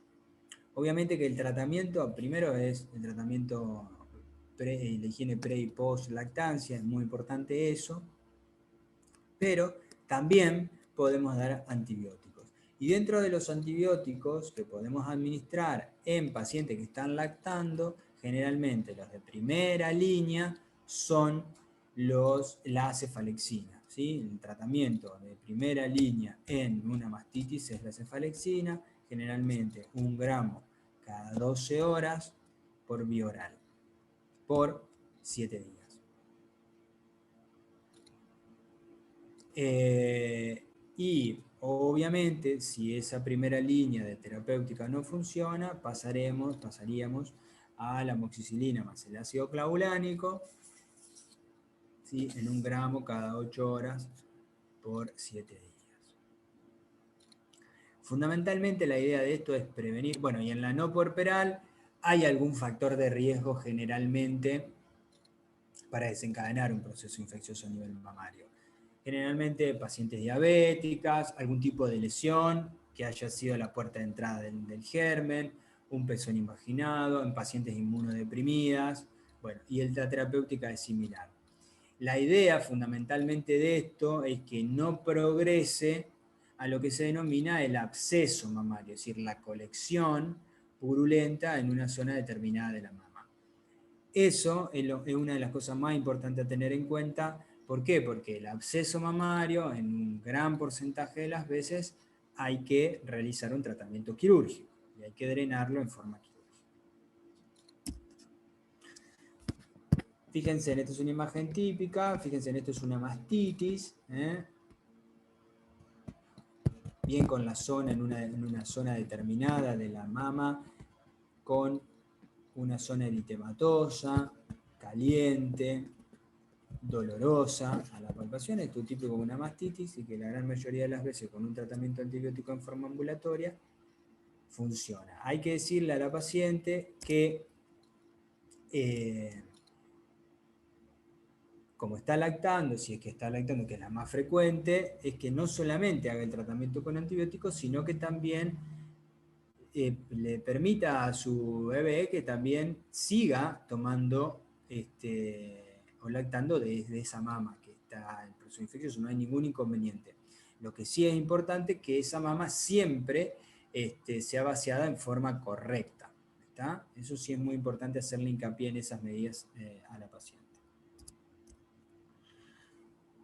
Otra de las patologías benignas que tenemos es la ectasia ductal, que generalmente acá hay una dilatación del conducto galactóforo mayor por una acumulación de restos celulares. La mayoría de las veces esto es un hallazgo, no se puede manifestar clínicamente como retracción del pezón, como una tumoración, como derrame por el pezón, pero la mayoría de las veces no requiere terapéutica salvo que de clínica específica. Y sí, la más frecuente de todas, y quiero que le presten atención a esta, son los fibroadenomas, que es el tumor mamario benigno más frecuente de todas, y está formado por una proliferación tanto glandular como también estromal. Generalmente tienen un crecimiento lento, obviamente es un poquito mayor, pueden crecer en el embarazo y en la lactancia, y se da en mujeres jóvenes, eso es muy importante tenerlo en cuenta. Generalmente la aparición entre los 15 y los 30 años. Y se detecta como un nódulo, ¿sí? Es un nódulo mamario, pero es el nódulo mamario de características benignas. Que puede ser muy pequeño, como puede adquirir grandes dimensiones y que puede distorsionar en forma completa la glándula, a la mama en sí. Está bien delimitado, tiene bien los bordes delimitados de dónde está ese nódulo y lo que tengo al lado, que es el parénquima mamario. Generalmente se mueve, no duele y tiene una consistencia duro-elástica. La transformación maligna es menos del 1%, por lo tanto, la mayoría son de características benignas. Esto es una imagen ecográfica de un nódulo mamario de características benignas compatible con un fibroadenoma. Tiene una superficie con un borde bien definido, bien regular, es hipoecogénico en su interior, tiene los márgenes, si ustedes los ven acá, decimos estos son los márgenes del nódulo y distinguimos de lo que es el parénquima vecino, es decir, del resto de la glándula mamaria, y generalmente tiene forma oval, con el eje mayor, que en este caso es longitudinal, paralelo a la piel, ¿sí? Con eco posterior que puede verse a veces o no, y el Doppler, es decir, no va a mostrar vascularización, ni afuera ni adentro del nódulo. Esas características hablan de un nódulo de características benignas y que lo más frecuente con esas características que dijimos sea un fibroadenoma.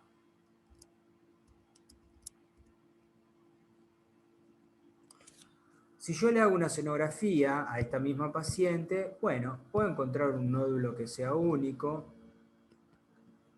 de bordes bien limitados, redondo, y puede haber un pequeño halo periférico, o puede haber algunas calcificaciones en su interior, pero que no son microcalcificaciones. Pero esta mama, con esto que veo acá, sí o sí le tengo que hacer una ecografía, que puede ser que sea eso, o puede ser que sea otra cosa, otra característica que podamos ver en la malignidad.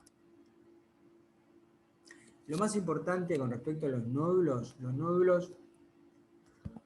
podemos tomar una conducta de observación, es decir, expectante, cuando aquellos nódulos son pequeños o que no los palpamos en la mujer y que solamente aparecieron en forma reciente y que los diagnosticamos por una ecografía. cuando tenemos nódulos que son múltiples o que son bilaterales, pero que son asintomáticos, y cuando siempre que las controlo, tanto por la clínica como por ecografía, están estables, no crecieron, no cambiaron las características, es decir, no aumentaron de tamaño, no están vascularizados, sino no cambiaron las características del interior, ni nada por el estilo. Entonces, de esa forma, muchas veces puedo controlar y en otras veces, obviamente, necesito confirmar qué es en realidad. La mayoría de las veces con estas características puedo observar.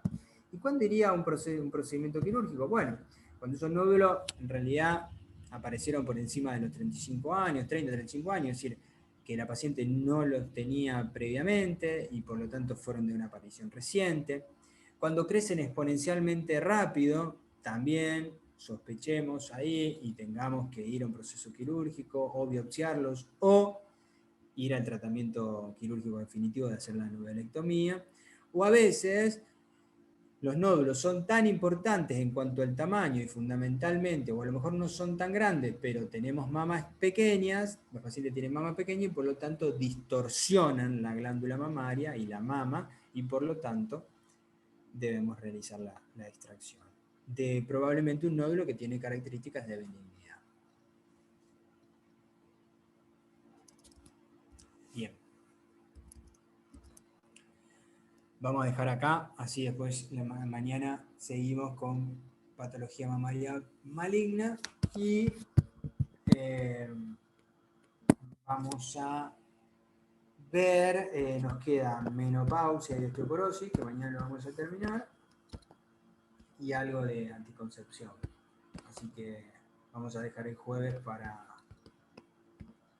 si les parece, para lo que es el repaso, lo que quieran preguntar y los problemas. ¿Sí?